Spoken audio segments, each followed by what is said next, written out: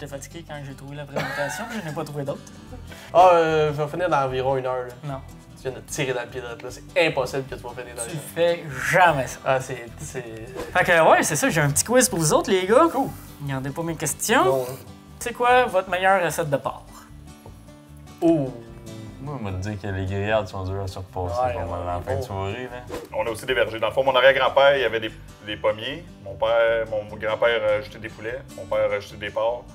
Puis ben, moi, j'arrive sur la ferme. Puis je me cherche une production en paix à rajouter. Mais si on continue encore pendant 100 ans de même, on va avoir des plages de sable. Il n'y aura, Oh ouais. il y aura rien d'autre dans notre terre que du sable. Présentement aussi au Ramarin, voici Fondrant.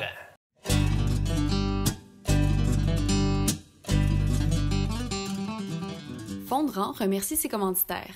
La récolte des cantons, un marché où on peut faire une épicerie complète 7 jours sur 7 au 603 route 139 Bromont, ainsi que Construction des Landes, qui réalise des projets agricoles, commerciaux et résidentiels. Pour un projet clé en main, livré à la date demandée, ça vous prend Construction des Landes. Fondrant est disponible sur YouTube en vidéo ou sur Spotify et Balado Québec pour l'écouter assis tranquillement dans ta voiture ou ton tracteur. Bonne écoute! Salut les gars, Salut. Salut? ça va bien? Eh oui, ben oui. Certain? Yes! Hey, aujourd'hui, on va parler de cochon. Mhm.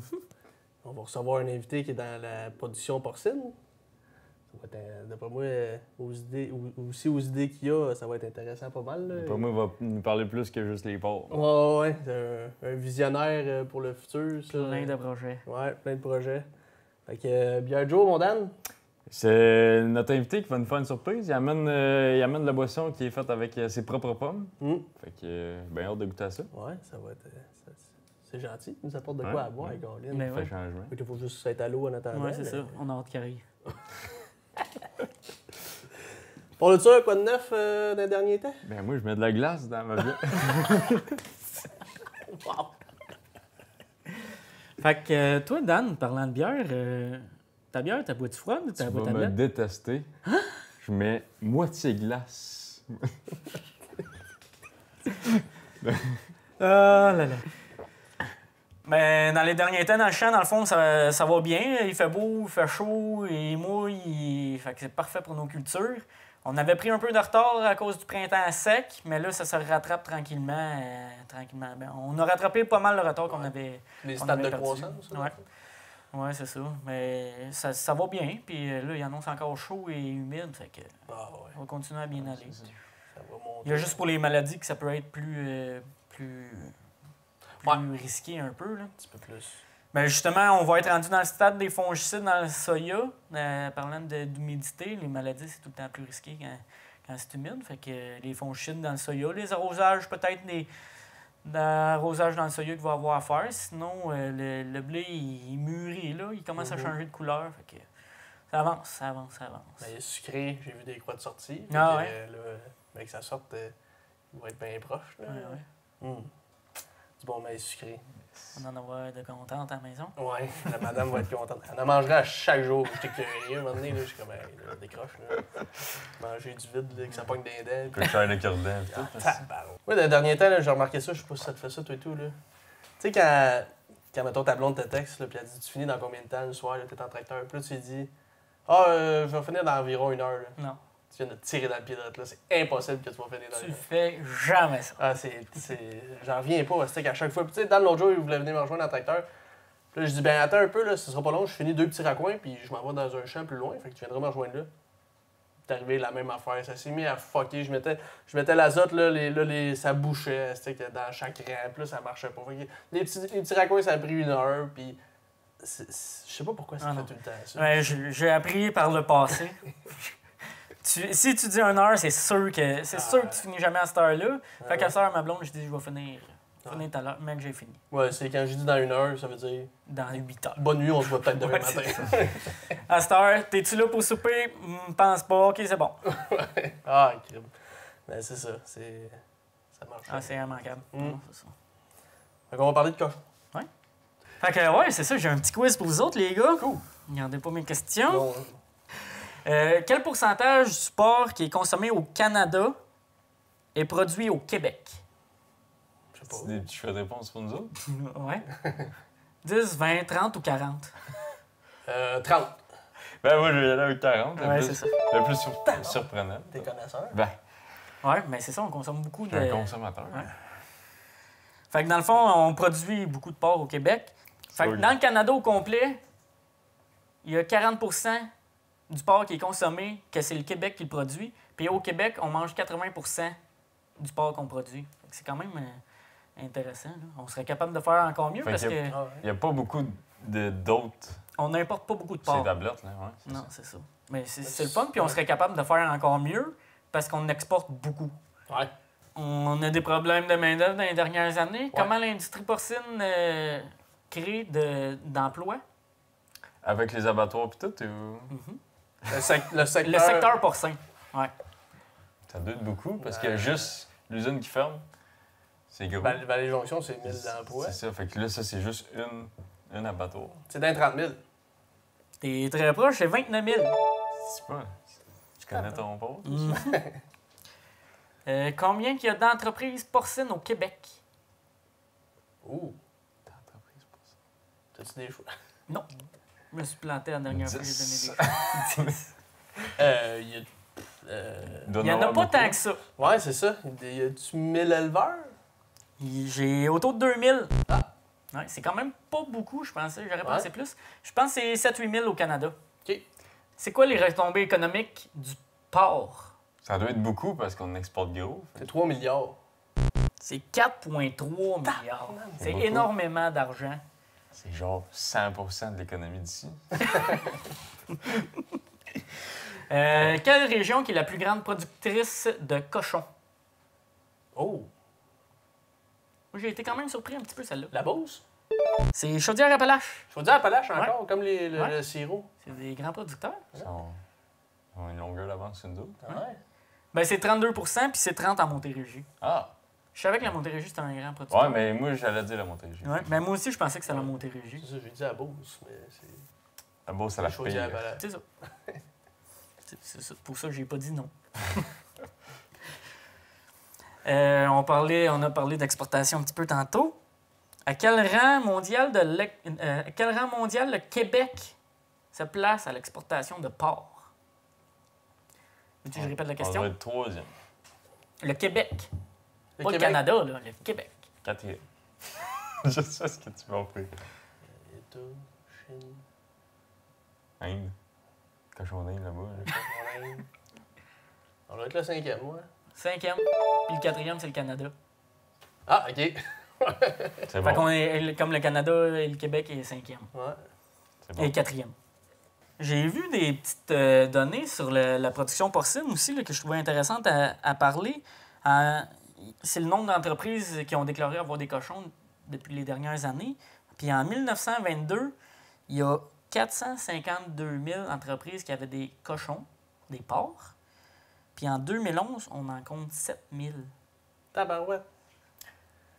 Mais, Fait que ça a beaucoup diminué. fait que c'est comme les habitants, il y avait 2-3 cochons en arrière de chez eux. Puis... Mais chaque ferme avait son cochon. Chaque ferme avait Ah, des c'est ça, cochons. ok. Fait que non, mais c'est fou, tu passes de 450 000 à 7 000. Tabarouette. C'est incroyable. Puis tu sais, le nombre de personnes a augmenté. Là. Lui, ça n'a pas été dans la même proportion. Là. Hum. Non, je trouvais ça intéressant de Ouais. parler. Ben, c'est un fait qu'on se dirige bien plus vers La production industrielle c'est un peu ça. plus. Ouais. là. Puis ma dernière question, les gars, c'est quoi votre meilleure recette de porc? Oh. Moi, on m'a dit que les grillades sont dures à se repasser Ouais, pas mal ouais, en fin de bon. soirée. Là. Une bonne côtelette de porc et tout, marinée, c'est bon, là, j'aime ça. Là. Mais tout est bon dans le porc. Ben, Les ouais. côtes levées, côtelettes de porc. Moi, j'aime bien le filet mignon. Là. Pas le filet, en tout cas, le filet de poulet. Ouais. Le filet de porc, pas de poulet. Le filet de porc, les grillades, le bacon, Ben c'est oui. tous des bons. Ben oui. On Ah, n'a j'ai pas faim, soupé là. encore. Les oreilles de Chris. Les oreilles de Chris, Ah. le jambon. J, bon, ouais, c'est vrai. C'est- C'est tout très bon. Fait que c'est pas mal ça pour mes petites questions en rafale. Parfait, ça. Ouais. Merci bien. Ça fait plaisir. C'est intéressant. Un guilty. Fait qu'on est-tu prêt à recevoir notre invité? Je Ben pense oui. que oui. Mais oui. Fait que dans le fond, aujourd'hui, on reçoit un producteur de porc en Montérégie. On sait pas s'il est cochon, mais on sait qu'il y en a en tout cas. Fait qu'on reçoit Christian Grenier. Salut, Christian. Salut! Ça va bien? Ben oui, ça va bien toi-même? Oui, mais ça va bien, merci. Merci d'avoir accepté notre invitation puis venir jaser de la production porcine. Ça fait plaisir. Yes. Tu nous as emmené de quoi à boire aujourd'hui? Ouais, je vous entendais dans vos podcasts, puis je me disais qu'il y avait toujours quelqu'un qui amenait quelque chose. Puis chez nous, ben il y a de quoi qui se fait faire. Ça fait une belle phrase écrite. Ouais. Les sous-titres vont être bons. Mais c'est ça. Dans le fond, la famille Archambault qui entretient nos vergers de la ferme s'est mis à faire une lignée de produits de cidre, qui s'appelle les produits givrés. Puis ce produit-là, c'est du cidre bouché. Fait que c'est en fermentation spontanée. Donc les levures sont mis dedans, puis ils ferment la bouteille, le CO2 et la magie opère. Puis honnêtement, c'est un délice. C'est vraiment très bon. Puis il y a beaucoup de produits, là je sais que je fais bien de la plug, là, mais il y a beaucoup de produits de la famille Archambault qui sont comme un petit peu champ gauche. Puis vous le voyez dans bien du monde là, qui font des cidres en ce moment. Là. Il y a beaucoup d'effervescence dans ce domaine-là. Puis il se fait des beaux produits au Québec. Fait que je voulais vous faire goûter à nos pommes transformées. On goûte à ça, merci. Ben écoute. Bon. C'est bon, hein? Ouais, c'est bon. Tu sais, parce que des fois, tu penses à cidre, tu te dis comme, ouais, du cidre, ça coûte vraiment trop sucré ou quelque chose. Non? Ça, t'as C'est pas, pas sucré t'as pas pantoute. sucré du tout, là. Puis c'est difficile d'en boire juste une bouteille, ça, c'est un problème. Ouais, c'est ouais, ça doit. Puis ça, tu sais, ça s'apparente un peu, vu que c'est la méthode champenoise, dans le fond, vu que en fermentation spontanée, ça goûte un peu le champagne, mais plus Ah, sur le c'est fruit. Ouais, je c'est veux ça. dire. Ouais. Y a-tu bien du pourcentage d'alcool là-dedans? On sait-tu? Bonne Je sais question. pas si on C'est les des tester. surprises. Ouais, c'est ça. Ben, c'est sûr, parce que selon la loi, ils sont obligés de mettre sur l'étiquette. 6.2. 6.2. On allait dire 62. Fait que c'est traite. Ouais. Exact. Sur le bord de Fait l'épisode. qu'il se fait des bons produits dans le coin. Oh, ouais. Ouais, c'est comme cool. vous le saviez déjà. Ben, à la base, leur jus de pomme Archambault, Exact. il est réputé là, dans le coin. Là, pour, c'est super bon, le jus de pomme. Là. Puis ce qui est le fun avec le jus de pomme, c'est que c'est simple. Tu prends le jus, tu le presses, tu le pasteurises, tu le mets dans la bouteille. C'est C'est simple. Pas rien d'autre de mis dedans. là. C'est du jus de la pomme qui est chauffé. Il est mis dedans, aussitôt comme le sirop d'érable. là. Il est Ouais. dedans pendant qu'il est chaud pour pas qu'il y ait de bactéries qui se développent. Point final. Puis il se fermente par lui-même, puis il fait son CO2 dedans. Ah, ça, ouais. Non, Celui-là, Là, on ouais. parlait du jus de pomme. Ouais. Ok. Il n'y a pas Ah, d'alcool. ok, je pensais Tu as ça. goûté au jus de pomme? T'as Non. pas goûté au jus de pomme? J'ai faut jamais savoir. vu du jus de pomme de toute ma vie. Non, ça Pour commencer, j'aimerais ça que tu te présentes, puis tu présentes un peu l'entreprise. Oui, ça va me faire plaisir. Dans le fond, Christian Grenier, je suis agriculteur, agronome. Dans le fond, j'ai étudié en agroéconomie à l'Université Laval. Je suis récemment de retour sur l'entreprise familiale comme 4e génération. La ferme, dans le fond, on est producteur de porc, de volaille, puis on a un peu de grande culture. Parce que quand tu achètes des cochons, des porcheries, ben, il y a toujours des terres alentours. Hein? Fait qu'il faut bien faire de quoi avec. Mais puis c'est ça, dans le fond, on a aussi des vergers. Dans le fond, mon arrière-grand-père, il y avait des pommiers. Mon grand-père a ajouté des poulets. Mon père a ajouté des porcs. Puis ben, moi, j'arrive sur la ferme, puis je me cherche une production en P à rajouter. En plus de ça. Pomme, poulet, porc. Ça va sûrement être le propane. Ouais. Avec mon projet de biomètre, mais bref. C'est ça. J'arrive avec la tête bien pleine. J'ai le goût de faire plein de projets. Puis, le contexte est moyen pour reprendre une entreprise agricole là, puis de s'endetter. C'est pas le temps d'avoir des dettes, là, mais ça, on peut pas le savoir. J'ai été pendant 13 ans banquier. J'ai travaillé dans 2 institutions financières. Puis honnêtement, ça a été une école de fou là, pour apprendre comment gérer une entreprise, là, d'aller voir comment d'autres géraient les leurs. Et, Parce que toi, tu étais dans le secteur agricole, Ouais. banquier, secteur agricole. ouais, j'étais directeur de compte agricole. Fait que, tu sais, je conseillais des agriculteurs dans leurs projets, je les faisais approuver. Puis à la fin, j'étais rendu vice-président associé à Banque Royale. Fait que je m'occupais de l'équipe agricole. OK. Fait que j'ai fait du RH, ce qui est aussi bien important Ouais, aujourd'hui quand ouais. tu reprends Ben une oui. entreprise, là, parce que c'est ça. Les ressources humaines, c'est toujours un enjeu, surtout dans le contexte de pénurie de main-d'œuvre. Il faut être très, très diplomate quand tu fais adresser des choses. Ah oui. Ah non, c'est sûr. Puis c'est quoi qui t'a fait que t'as voulu faire ça, la production? Ben, de reprendre la ferme, dans le fond. Moi, dans le fond, pour être bien clair, ma carrière, c'était pas mon sideline, là, mais c'était comme ce qui me faisait ronger mon frein. Parce que j'ai toujours voulu être agriculteur et être à la ferme. T'sais, je veux dire, j'étais TQ, j'allais aider mon père, j'ai toujours été sur l'entreprise. Mais quand j'ai fini mon bac, j'étais allé voir mon père et j'ai dit « Hey, ben, je suis prêt à travailler. » Il a dit « C'est beau, ben, je vais t'engager. Tu vas gagner de temps. T'sais, mettons un salaire d'ouvrier agricole. » Je suis comme « Ouais, mais moi, j'ai un bac, là, puis ça me dérange pas de gagner un salaire d'ouvrier agricole. » J'ai pas fait toutes ces années-là pour rien. Exact, mais je veux au moins donne-moi, je sais pas, 5-10 %, donne-moi un peu d'actionnariat pour que si je gagne moins cher, ben, je le fais pour moi, pour mon entreprise. Mais là, le contexte est compliqué parce que, justement, la troisième génération, la génération avant moi, ben, c'était 2 paires de cousins. OK. Là, dans l'audio, ça va vraiment pas être bon. Là. Mais mon grand-père a laissé à 2 de ses fils, puis ses 2 fils ont laissé à 2 de leurs fils. Fait que ça fait 2 paires de cousins qui sont frères entre eux autres. Ouais, c'est ça. Ça prenait un graphique. Marie, tu feras. Des petites coches. Puis moi, ben, c'est ça. Moi, j'ai repris l'entreprise. Mais c'est ça, tu sais, quand j'étais prêt à revenir, mon père ne pouvait pas juste me donner des actions comme ça. Ouais, si non, les autres n'étaient pas prêts à faire le transfert, fait qu'il fallait que j'attende que le fruit soit prêt à être, qu'il soit mûr à tomber. Fait que je lui ai dit, regarde, je vais aller faire carrière, mais la journée que vous êtes prête à parler de relève, parler de transfert, ma main levée, puis elle va l'être. Fait que ça a pris 13 ans. Ouais. Il était vraiment pas mûr, le fruit. Ouais, ça t'a permis de faire d'autres choses et d'aller voir ailleurs. Ah, comme 100 tu disais tantôt. Puis, tu sais, ça avait toujours été un peu la mentalité chez nous. Tu sais, pendant que j'étais à l'université puis au cégep, je travaillais chef ménard. OK. Je travaillais pas sur l'entreprise familiale. Mon père dit non, va travailler ailleurs, va voir comment ils produisent dans d'autres entreprises, puis tu sais, apprendre.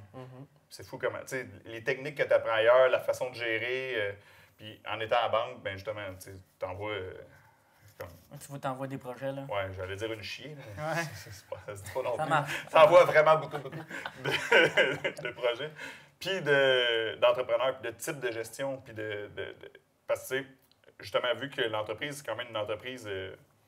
ben, tu sais, on fait 45 000 cochons par année, on a 4 poulaillers, puis on a 700 arbres. Fait que, tu sais, c'est quand même une bonne c'est une entreprise moyenne. C'est pas une grosse entreprise, là, mais tu sais, je veux dire, c'était pas simple à faire le transfert, surtout qu'il y était 4 actionnaires. Ouais, c'est ça. Fait que, tu sais, j'ai monté un plan de transfert tu sais, détaillé avec le qui aurait quoi, le quoi, comment, puis tout. Mais avant de faire le plan de transfert, j'ai rencontré chacun des cédants, un par un, pour savoir, bon, c'est quoi tu veux, as-tu des enfants, tu veux-tu la relève, c'est quoi tes objectifs de vie, tu veux-tu continuer de travailler pendant que tu es plus SP à toi, tu veux-tu prendre ta retraite, tu sais, c'est du temps. Tu sais, juste faire le plan de transfert. Là.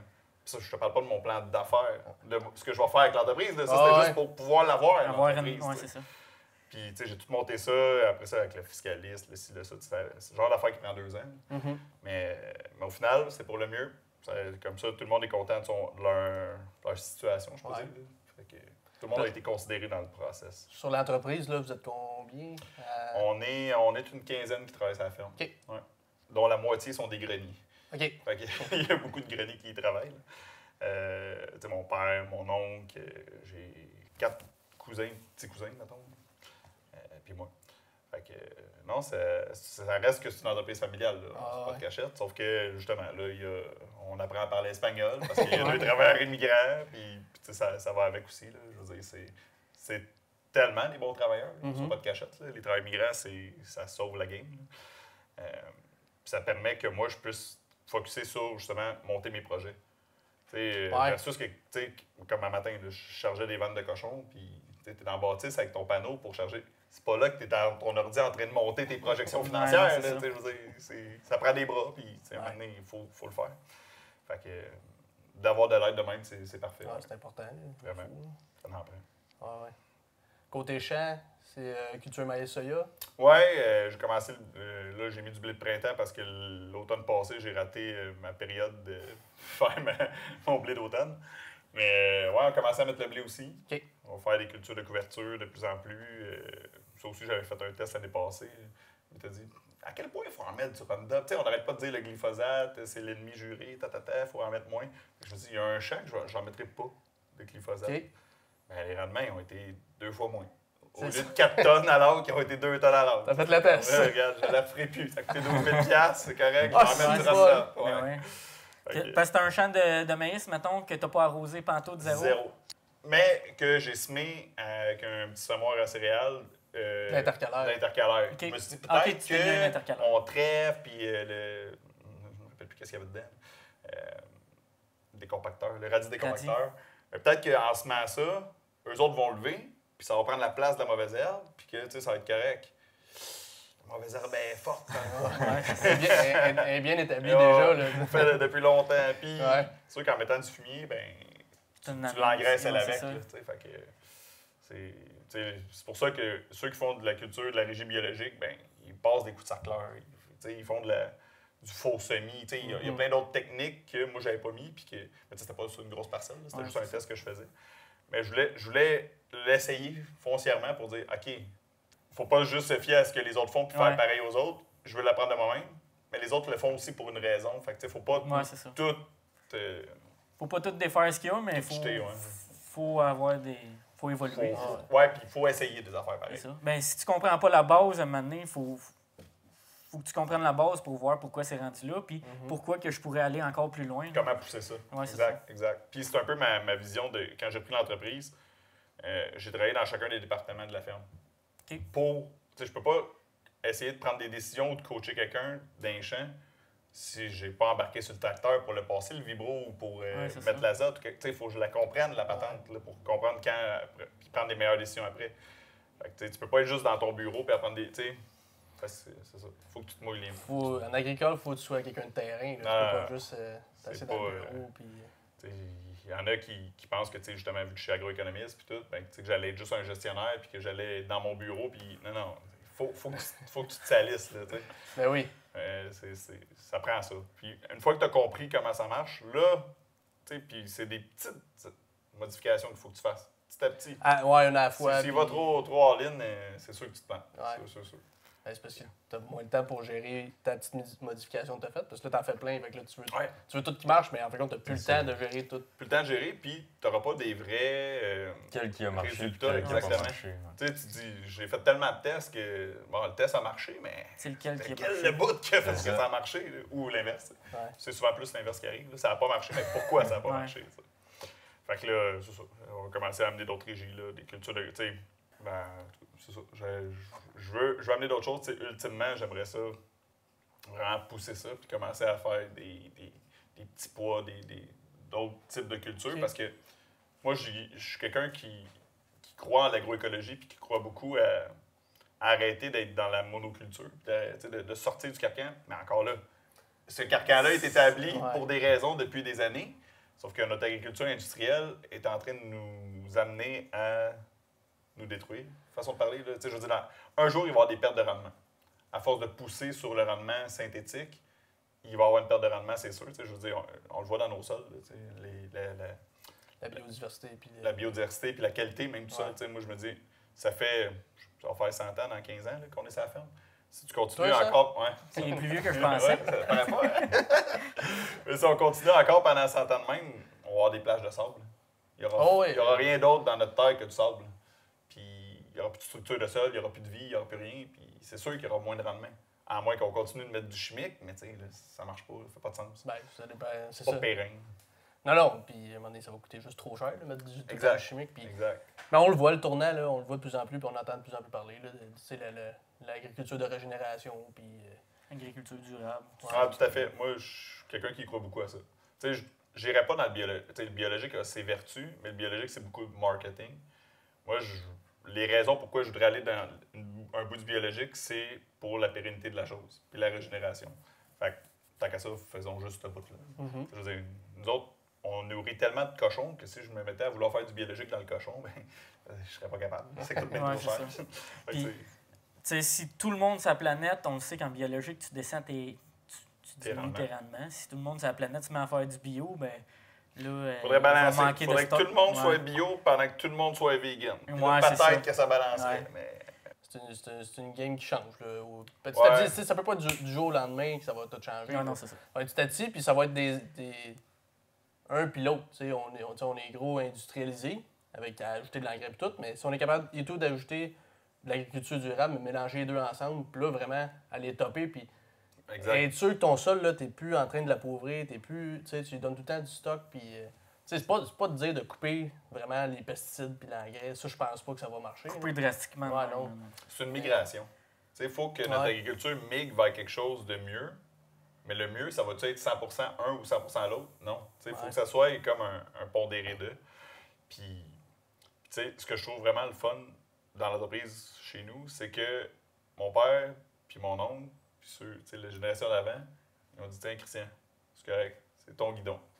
Amuse-toi. Fais-les tes erreurs, mais tu sais, c'est rare que tu vois ça. Oh oui, mais c'est ça. La plupart du monde, ils sont encore là, puis ils surveillent, puis ils me donnent des conseils par en arrière. Puis ils me le disent, puis j'y veux. Ouais.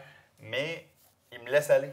Puis, tu sais, parce que mes projets sont un peu funky, ils sont flyés et tout, puis ils sont comme, tabarouette, tu vas vraiment faire ça? Ouais, tu vas voir. OK.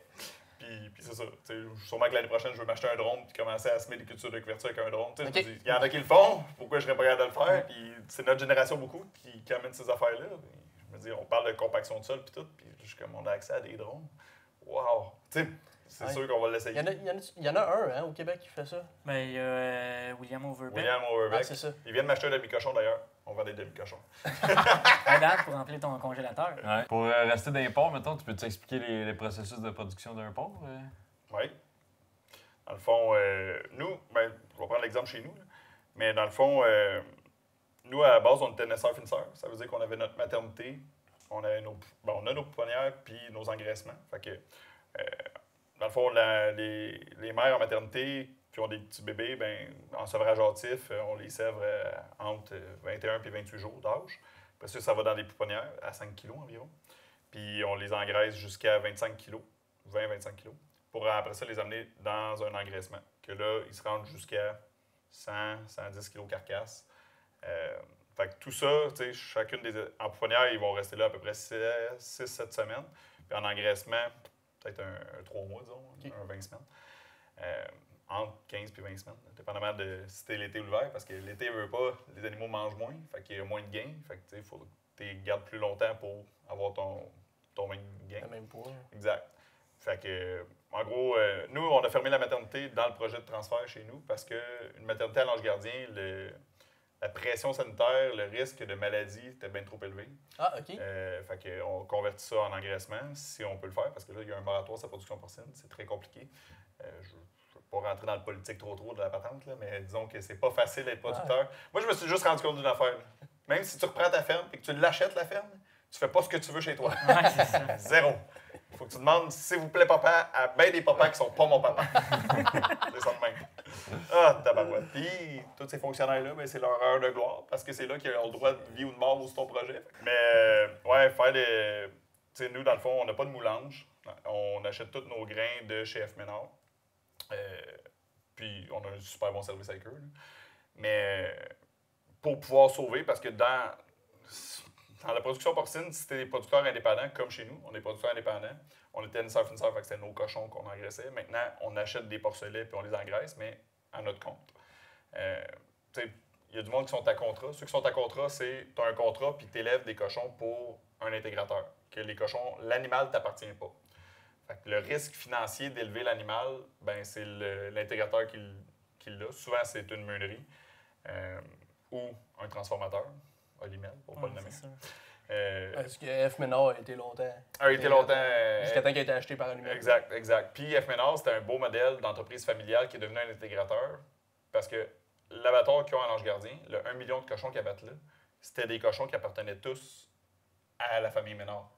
T'sais, versus que Olimel, puis c'est un peu... ils ont un problème d'uniformité dans la génétique puis tout, mais ça. Puis nous, dans le fond, on livrait chez F. Ménard, on avait comme un droit acquis, parce qu'on a toujours fait affaire avec eux.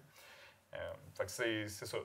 Ça va bien, mais quand tu es producteur indépendant, il faut que tu ailles, soit que tu as ta moulange, soit que tu as des parts dans une meunerie, soit que tu as d'autres façons de sauver de l'argent, parce que sinon, tu n'arrives pas. Ouais. Puis chez nous, dans le fond, cette façon-là, c'est que ça fait 25-30 ans qu'on utilise des sous-produits. Fait que des sous-produits de l'industrie laitière. Okay. Des fromageries, des laiteries. Dans le fond, quand tu fais du fromage, il y a toujours un petit lait. Dans le temps, ils disaient qu'ils sont nourris au petit lait. Ouais. Ben, nous autres, ils ont toujours été nourris au petit lait. Okay. Notre cochon est vraiment bon. Puis, j'aime à dire qu'il est plus éco-responsable. Parce que ce 20 de moulée-là qu'on n'a pas besoin d'acheter, elle n'a pas besoin de pousser dans le champ non plus. Elle n'a pas besoin de terre. Puis on récupère de quoi qui serait jeté. Ouais. Sinon. Puis ça, c'est un concept que je veux vraiment pousser de plus en plus dans le futur. First, on sauve la moulée, fait que ça coûte moins cher. C'est ça qui est la plus grosse dépense. Là. Puis, c'est bon pour la planète. On ne se fera pas de cachette. Là. Un cochon, ça mange n'importe quoi. Ouais, mais c'est ça. Dire, comme un humain, en fait. Un cochon, c'est un omnivore. Puis, dans le temps de nos grands-parents, arrière-grands-parents, il y avait tous 2-3 cochons dans le cours en arrière. Tout le reste de table s'en allait là. Tu l'as-tu pas, la belle économie circulaire, mon amour? Je veux dire, il n'y a pas meilleure façon de... On jette pas, puis on récupère. Ouais. On a déjà l'outil ou la machine pour transformer notre gaspillage alimentaire. Ouais. C'est juste qu'on ne l'utilise pas à cause de toutes les normes internationales de machines. Parce que je pourrais pas demain matin donner mes restes de table à mon cochon. Parce que là, il cochera plus dans « t'as pas donné de protéines animales à ton cochon ». Tu peux plus l'exporter au Japon, le cochon. OK. Fait que, tu sais, il y a plein de règles que l'Agence canadienne d'inspection des aliments, un des papas à qui il faut que tu demandes s'il vous plaît, ben, il va t'empêcher de vivre, de faire n'importe quoi. Mais c'est correct, ça prend une uniformité de marché, puis il faut faire les choses de bonne façon. Parce qu'on veut pas faire n'importe quoi, puis qu'il y a des maladies qui se spreadent, qui se... Ça se Ah ouais, prend. qui se propage. qui se Bon, spread, qui se merci. propage, là. Qui se propage, ouais, c'est bon ça. Fait que, parce qu'on le sait, l'industrie porcine, c'est une industrie, justement. Fait que c'est très, très poussé. L'animal est poussé à de la productivité, donc est très fragile aux maladies. Puis, il y a eu plein de cycles. En 2005-2006, il y a eu le circovirus. Ça montait à entre 30 et 50 de mortalité. Je veux dire, c'est ça, quand ça rentre, ça détruit une entreprise. Ouais, ça fait mal. Fait que, il y a plein de cycles comme ça. Puis là, on a peur de la peste porcine africaine. Il y a eu la DEP. Il y a eu l'ADEP, qui n'est pas rentré beaucoup au Québec. Non, Il y a mais... eu 2-3 porcheries. Puis... Ouais, mais il y a eu quand même des mesures assez sévères là, pour être sûr que ça rentre pas. Là. Ah, 100%. Puis c'est correct. Ah, Tu sais, ouais. qu'il y a eu des mesures sévères puis que ça a marché. Tu sais, il y a beaucoup, mettons, aux États-Unis, on fait des mesures sévères, c'est rentré. Fait que là, au moins, tu fais comme, yeah, on l'a bien joué celle-là. Ouais. Fait qu'en espérant qu'on le fasse pour la peste porcine africaine aussi puis que ça rentre pas. Comparé à la grippe aviaire, que ça rentre puis qu'on vit avec. Là, mais ça, va falloir plus apprendre à vivre avec que de penser que ça n'existe pas. Je sais pas. Avez-vous été touché? On a été touché dans le sens qu'on n'a pas pu rentrer de poussin. OK. Parce que les fermes alentours, la ferme voisine de ton frère, Ouais. ben elle l'avait, là, la coop, dans le fond, eux autres, ils l'ont pogné. Parce qu'il y a des dindes dedans. Puis les dindes, vu que la période de production est plus longue, sont plus sensibles à pogner le virus. OK. Tu sais, l'exposition, tu sais, un poulet, tu le fais en 37 jours. Fait que, tu sais, même s'il ouais. le pogne, il est sur le bord de tomber malade, je suis pas à l'abattoir. Fait que c'est pas long. Des dindes, c'est plus long, fait que c'est plus dangereux. Puis des canards. Les canards aussi, ils pognent pas mal. Fait que ça nous a affecté sur le plan logistique, mais sur le plan, on l'a pas pogné. Puis je peux te dire que nos normes de biosécurité, tu sais, dans le cochon, ils étaient déjà en place. Ouais. Fait que maintenant, copier-coller dans le poulet, là, tu mets tes plastiques en rentrant, tu mets tes gants, tu prends pas de chance. Là, je veux dire, faut pas jouer. Faut pas prendre le risque en se mettant la tête dans le sable. Ah, puis vous avez eu la maternité, ben tu sais, une maternité... On avait nos douches. assez, On prenait ouais, nos c'est douches en rentrant. Les gars, ils faisaient le train dans la journée. Ils ne ressortaient pas de la journée. Quand ils ressortaient, c'était fini. Ils n'avaient pas à y retourner. Puis ça fait spécial. Mettons, le monde qui ne sont pas là, tu prends ta douche en rentrant. Dans la Pas en porcherie. sortant. Là, en sortant, c'est correct. Tu peux. En rentrant, il faut que tu prennes ta douche. Ouais, c'est... C'est spécial. Ouais. Tu mets pas le même linge, Non, tu mets une puis, chienne. Tu sais, l'industrie laitière, parce que nos vaches, c'est des tanks qui sont comme vraiment fait fortes, ne sont pas habitués à ça. Mais moi, je me dis qu'un jour, il va falloir quand même que l'industrie laitière s'y mette aussi parce qu'ils sont à risque, selon moi. Là, il y en a eu là, des maladies un peu là, dans il y a eu la vache folle, oui, qui a touché plus le bœuf. le bœuf. Là, mais il y a eu plein d'autres types de maladies là, dans la vache laitière qui n'ont pas fait d'hécatombe. Ouais. Mais tu sais, on n'est jamais à l'abri d'eux. Ouais. Ben, S'il y a un virus qui arrive dans la production laitière, c'est pas une production de 37 jours que tu perds, là. C'est une production de plusieurs... tu sais, T'as des troupeaux que tu peux avoir des vaches de 10 ans, là, Ouais, c'est ça. Ouais. Je suis pas un expert dans les vaches laitières. Je suis pas un producteur laitier, fait que je veux pas Non, dire non, quoi. mais c'est juste chez mon frère et mon cousin, c'est une génétique que c'est mon oncle qui l'a montée. Là, ça fait des années et des années qu'il a monté cette génétique. Mais c'est ça, mais, tu montes une génétique, là, fait que ça ne te tente pas de la perdre du jour au lendemain. Comme les feux de grange, là, des fois. 100%. tu commences à Tu perds ta relève ou de quoi. Là. Puis dans le porc, historiquement, c'était gros comme ça aussi. Tu sais, la maternité, Ouais. c'est la même logique qu'un troupeau laitier. Tu gardes ton statut génétique puis tu l'améliores en rentrant des sujets comme plus haut de gamme selon l'industrie puis en mettant des semences. De la dèche. Plus haut de gamme ou non. Ça, c'est le bout que je sais que tu vas couper. Ah, non, elle coupera pas. Ma blonde sera pas fière de moi. Là. Non, mais c'est parce que c'est mêlant, tu dis semences dans ma tête. On entend le clavier. Tu dis semences dans ma tête, ils font quand même de quoi tu parles des tu mets semences? des graines. Ouais, c'est ça, c'est un tube avec. Tu sais, ça ressemble à ça. C'est pas super à travailler. Non, c'est pas nice. Ça doit être les personnes qui le récupèrent, moi, dans le Ouais, centre hein? d'insémination, Ouais. que ceux-là, là, ouf. C'est quoi tu fais dans la vie? Je creuse des cochons. À la longueur de la journée. Tout le temps. L'autre jour, je parlais avec le directeur du centre, là, mettons, du CDPQ. Puis j'étais comme, comment t'es motives tes employés? Ouais, c'est ça. Mais ouais, c'est. Je sais pas pourquoi on a dérapé sur le crossage de cochon. On parlait de génétique. Ah, c'est ça. Mais c'est ça. En tout cas, je sais pas si on Fait va que comment finir. qu'ils motivent le monde? Ah, j'ai une prime au poignet. Là. Une prime au poignet. Tu sais, on avait ça, là, les compteurs Kellogg, là, des boîtes de céréales.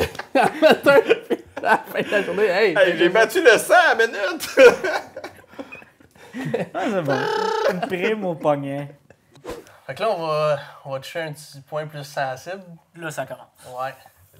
Qu'est-ce qui se passe dans l'industrie porcine? Industrie porcine mondiale. On va être honnête, là, parce qu'on voudrait mettre tout le.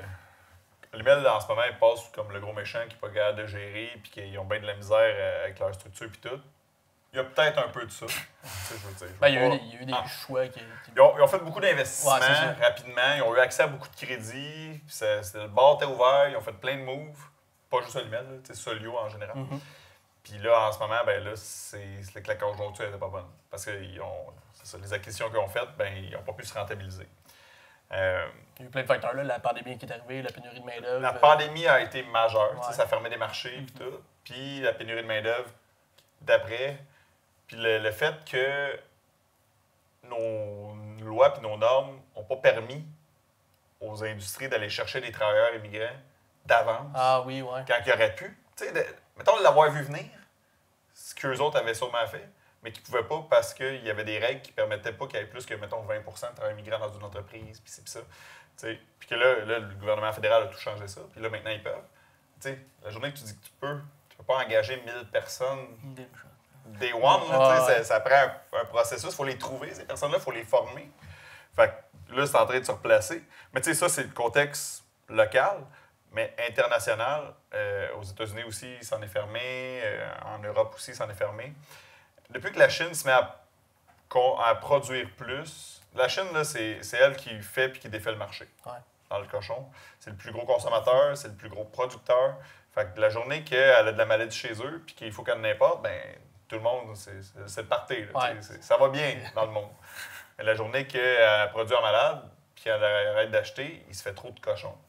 Fait que, tu sais, oui, dans les prochains 10 ans, le PIB mondial va augmenter, la capacité d'achat de tout le monde va augmenter. Il devrait s'en manger plus sur la planète. Fait que ça devrait bien aller.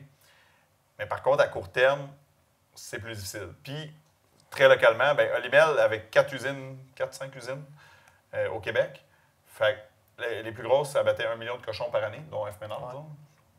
Mais il se compare à des usines aux États-Unis qui abattent 4 millions de cochons par année. Fait que, tu sais, l'efficacité puis l'automatisation puis les robots qu'il y a dans des grosses usines de même, c'est pas la même chose. Fait que, tu sais, ton coût de revient quand tu essaies de te cogner à la porte du même marché. Bonjour, monsieur Japon, je veux vendre mon cochon. Ouais, il coûte combien ton cochon à faire? OK, il faut que faut que tu te démarques d'une autre façon. C'est ça, il faut que ton porc soit bien différent. Exact, il faut que tu joues sur certains tableaux de bien-être, de ci, de ça. Mais les autres aussi, ils le voient venir. Ils l'ont fait eux autres aussi, leur marketing. Fait que là, c'est beaucoup plus touché. Fait que, tu sais, honnêtement, la restructuration que l'Imel est en train de faire, je pense qu'elle la prenait. Par contre, elle aurait-tu pu être mieux planifiée puis mieux orchestrée avec l'industrie au complet? Au lieu de dire, hey, on va fermer un abattoir, arrangez-vous avec votre 1 million de cochons. Ça va super bien. On peut-tu le faire en team? Parce que un a besoin de l'autre tout le temps. L'abattoir a besoin des cochons, puis le cochon a besoin de son abattoir. Travaillons en filière, puis main dans la main, au lieu d'être toujours comme... Parce que ça tombait en même temps que la négociation de la convention de mise en marché. Ouais. Je ne rentrerai pas trop dans le détail de la convention de mise en marché, là, mais en gros, peu importe tout ce que tu produis ton cochon au Québec, il y a quelqu'un qui va l'acheter parce que notre syndicat a tout mis ça ensemble, puis un cochon québécois, c'est un cochon québécois. Fait qu'en gros, tu es sûr de le vendre. Ouais. Parce que c'est ta fédération qui te l'achète, puis qui le revend, puis c'est ça. Fait que ça protège le producteur, c'est bien.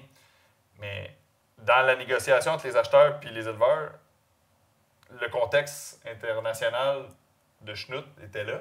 Fait que les producteurs avaient l'impression que Olimel jouait une game de négociation, quand en fait, Olimel avait vraiment besoin de restructurer son entreprise parce qu'il perdait beaucoup, beaucoup d'argent. Ah, ouais. Parce que c'est ça. Ça a été des grosses coupures.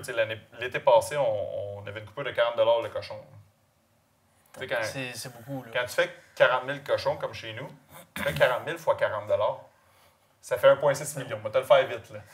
D'argent qu'on n'aura pas. Ah ouais. Mais, tu sais, là, il y a l'ASRA et d'autres programmes de soutien qui fait qu'on est allé en chercher. Mais l'ASRA, ça reste que c'est un programme d'aide qui est aux 2 tiers payé par les contribuables. Ouais. Ça a été 200 millions, je pense, l'année passée. Ça se peut, ouais. Ça se peut. Tant qu'on ne pogne pas le 1 milliard de budget et qu'on ne bosse pas, on est correct. Ben, c'est quand même gros. Là. C'est ça que tu dis, c'est les contribuables. C'est 200 millions qui ont été repartagés aux producteurs qui ont perdu. Puis il faut. Là, il faut, parce que, tu sais, puis là, parenthèse là-dessus, là, parce qu'on dit toujours, hey, c'est de l'argent contribuable pour soutenir une industrie. On a donné 1,3 milliard à Bombardier. Je pense que le cochon, il y a plus de monde partout dans la province. Là, ça fait vivre des localités. Ah ouais. Puis je dis le cochon, mais le cochon par après, c'est des producteurs de grains. Ouais. Je parlais avec des chums dans justement des grandes cultures qui commencent à avoir plus de complexité à vendre leurs grains. Les meuneries qui achètent, il y avait 80% du grain qui était produit au Québec qui était consommé pour le porc. Le porc et le poulet, mettons. Puis, par les animaux, mais Ouais. localement, qui n'étaient pas exportés.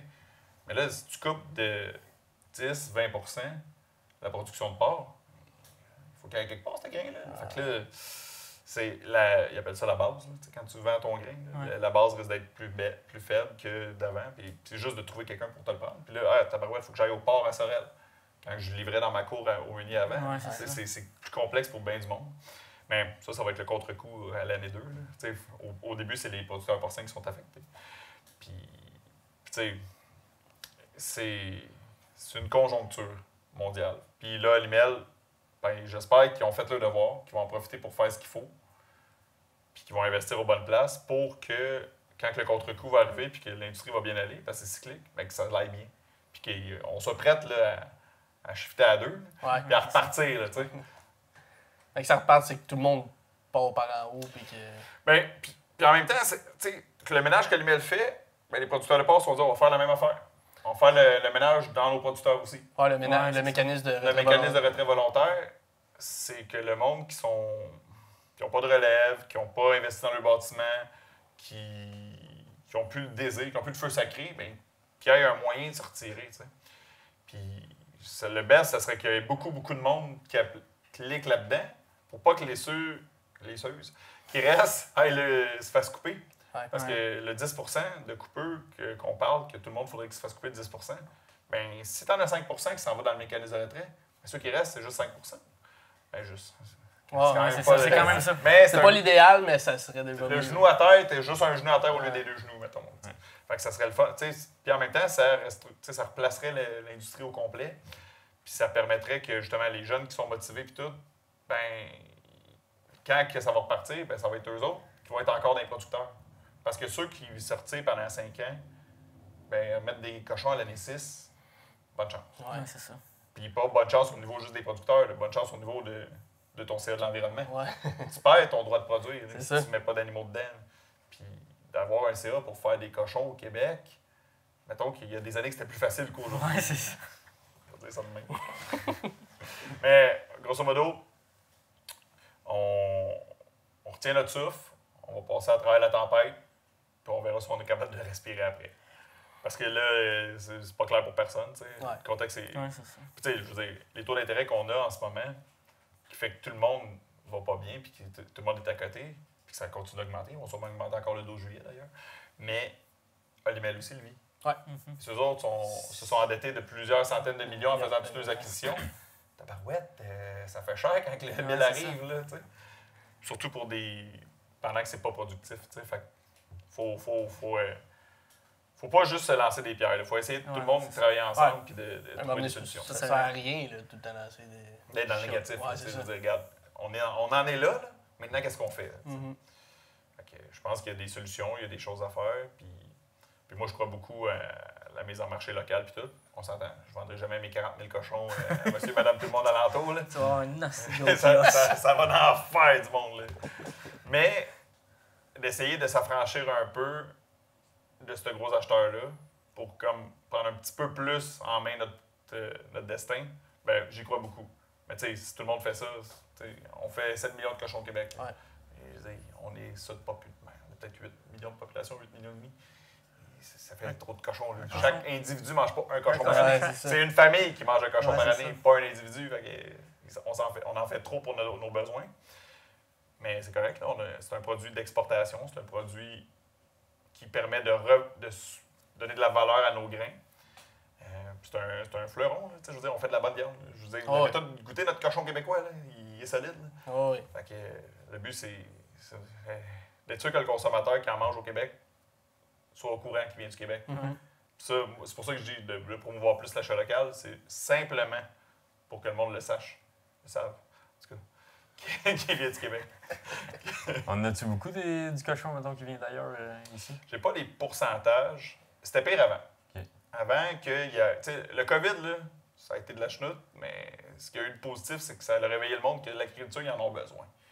Puis, les chaînes, les grandes bannières, ben, n'importe quoi. Il y a une opportunité marketing qui va avec. Fait que, tu sais, t'en as comme les. Je pense, puis là, peut-être que je me trompe, mais je pense que c'est Métro et IGA que maintenant, ils ont 100% de leur part, c'est du porc québécois, qui se sont engagés. Mais avant, ça dépendait du marché. Tu sais, tu pouvais faire. Je me rappelle quand j'étais à l'université, il y a un de mes profs qui disait ça, il dit hey, quand la longe de porc ou quand le filet de porc est en rabais à l'épicerie, mais que tu as un filet de porc qui est gros comme un avant-bras, tu sais, puis ben, c'est parce que c'est de la truie de réforme des États-Unis. Yeah! Beau rabais! Ben oui, mais tu le sais pas, ça. Le consommateur, c'est pas au courant. Il fait juste comme hey, j'en ai vraiment pour mon argent. Ouais, mais c'est parce qu'elle avait 7 ans, ta truie. C'est loin d'être aussi tendre. Puis concrètement, chez vous, là, ce que ça fait économiquement, toi, tu perds de la production chez vous ou pour l'instant, ça n'a pas rien changé encore? Je vais en perdre. Ouais. Tu vas en perdre. Okay. Parce que dans le fond, il faut attendre de voir ce que le mécanisme de retrait va faire comme retrait. Puis il va rester combien de cochons à couper pour le mois de janvier. Okay. Fait que rendu janvier, quand Vallée Jonction va être fermée, fini final, là, on va voir combien de surplus il y a dans la production. Puis là, ben, je dis janvier. Sûrement qu'il faudrait que 3-4 mois avant, ils nous le disent. On ne les rate pas, ces cochons. Demain matin. Le Vallée Jonction, ça, c'est l'abattoir. Oui, l'abattoir en de Beauce. Limel. Oui, exact. Qui ont fermé. Ben, qui ont annoncé qu'elle allait fermer. Puis là, au début de la semaine, ils ont dit que le chiffre de soir. Ils viennent de fermer le d'avance. Tu sais, c'est normal. Je ne sais même pas comment ils peuvent encore avoir des employés. Tu annonces qu'au mois de janvier, tu fermes la shop. Tu n'auras plus de job au mois de janvier. Puis on est dans pénurie de main-d'œuvre. Le monde, il va avoir d'autres shops. Puis merci, bonsoir. Il paraît que les gâteaux Vachon, mettons. Je ne me rappelle plus, ça appartient à qui, je pense. Mais il était dans le cours, puis il recrutait du monde. On a la shop à côté, venez travailler chez nous. Mais c'est 1000 emplois, là, pareil. C'est tabarouette. Mais par contre, faire l'avocat du diable, ça patente.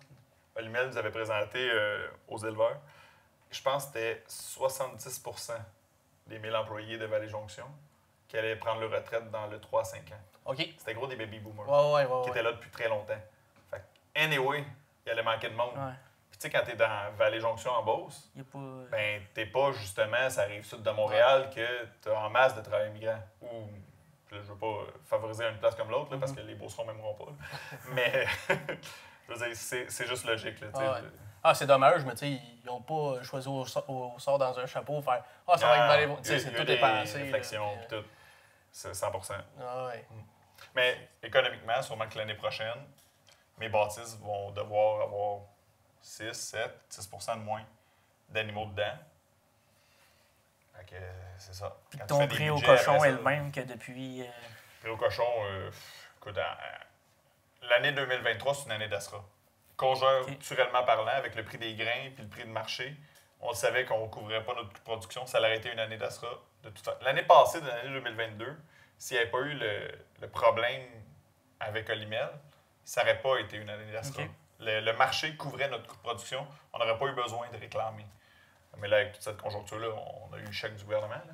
Mais l'année 2023, ça en était une, structurellement parlant. Fait qu'on n'avait pas le choix. Mais là, l'année, elle va juste être pire, dans le fond. Puis 24, mais là, ça va te surplacer. Tu sais, ultimement, moi, ce que j'aimerais beaucoup, c'est que les éleveurs de porc permettent aux producteurs comme chez nous de gérer de façon holistique, dans le sens de mon entreprise au complet. Mon 5 % je peux-tu juste fermer une de mes bâtisses?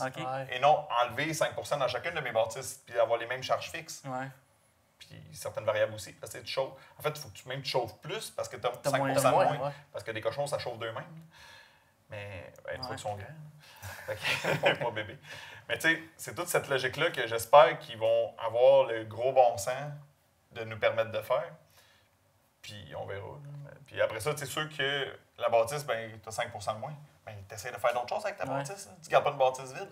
Tu sais, n'importe quoi, tu fais du veau, du poulet, n'importe quoi. Là, tu fais d'autres choses. Tu fais d'autres choses, hein. Mais tu permets de faire de quoi avec ta bâtisse. Ça, on n'est pas rendu là. Ouais, non, c'est ça. Il y a beaucoup d'improvisation. Depuis 1 an et demi, depuis que je suis à la ferme, je me rends compte que l'industrie porcine au complet est en train d'essayer juste de respirer et d'avoir la tête en haut de l'eau. Ils sont à peine. C'est pas sûr qu'ils l'ont même en haut de l'eau. Il faut y prendre des gorgées. Ouais, c'est ça. Puis là, on est encore dans. Puis là, on réessaye. Fait que c'est. Tu sais, ça serait pas fait. Je veux pas non plus le picher des roches parce qu'ils sont pas dans une belle situation, ceux qui gèrent la mise en marché collective. C'est le bordel en ce moment. Ouais, c'est ça. C'est pas facile. Les acheteurs aux États-unis, pour écouler nos surplus, là, et nous attendent. Je veux dire, oh, je vais te l'acheter bien cher, ton cochon. C'est pour ça que le mécanisme de retrait est plus avantageux que de continuer d'envoyer les surplus aux États. Ouais. Parce qu'en ce moment, avec le coût de transport, pis ça, je pense que ça coûtait quelque chose comme 80 $ du cochon. Qu'il aurait fallu qu'il passe dans l'ASRA. Aussi. À un moment donné, t'es mieux juste de ne pas les faire, ces cochons-là. Non, c'est ça. Ils prennent-tu votre pouls, eux, qui prennent les décisions? Oui. Non, quand même. Okay. Puis, justement, moi, j'ai commencé à m'impliquer un peu, justement, dans mon syndicat local, je sais pas comment le dire, dans la Fédération de production de porc. Je suis pas sur le CA, mais je suis rendu observateur pour pouvoir aller dire ce que je pense. Je me dis, moi, j'ai la mentalité de si tu chiales et que tu fais rien, ferme ta gueule. Ouais. Si au moins tu essaies de faire de quoi, tu n'es pas d'accord avec les décisions qui sont prises, mais au moins que tu le dis et tu as essayé, ben là, tu peux le dire aux autres pour que les autres te backent et que là, tu fasses changer les choses. Mais si tu n'essayes pas, donne à rien, ferme-la. C'est comme le monde qui chiale contre le gouvernement, mais qui ne va pas voter. C'est ça, exactement. Non, regarde, au moins, il va voter. La fois de l'année que tu as de quoi faire aux 4 ans, sacrément. Je pense qu'on va faire une partie 2. Tu penses? Ouais. C'était bon, hein? Ouais. Très intéressant et très créatif, ce Christian. Oh, ouais, c'est ça. On va couper ça. Là, on a parlé du porc, la production de porc, mais là, on va aller dans ses projets à lui qu'il veut faire dans l'entreprise. Puis là, il y en a jasé un maudit bon bout là, de petites idées qu'il a en tête. C'est très, très intéressant. Fait que je pense qu'on va faire 2 parties. Ouais. Ça, on va y aller de même. Là, puis il y a du stock qui se passe dans cette tête-là, en tout cas. oh, ouais. Mais c'est des beaux projets, pour vrai. Là, puis, je souhaite que ça se réalise. Parce que... Ouais, fait que c'est ça. Ça va être dans une partie 2. Fait que on va remercier nos commanditaires, comme d'habitude. Toujours là pour nous soutenir. Construction des Landes et la récolte des cantons. La récolte des cantons. On s'abonne, fait de la visibilité, ça nous aide. Un petit pouce bleu. Fait que merci à vous, les auditeurs. Fait que, puis restez alerte, l'épisode ne sortira pas tout de suite après celle-ci, mais elle va sortir prochainement. Là. Activez les notifications. Ouais. Restez au courant. Fait qu'on se dit à la prochaine.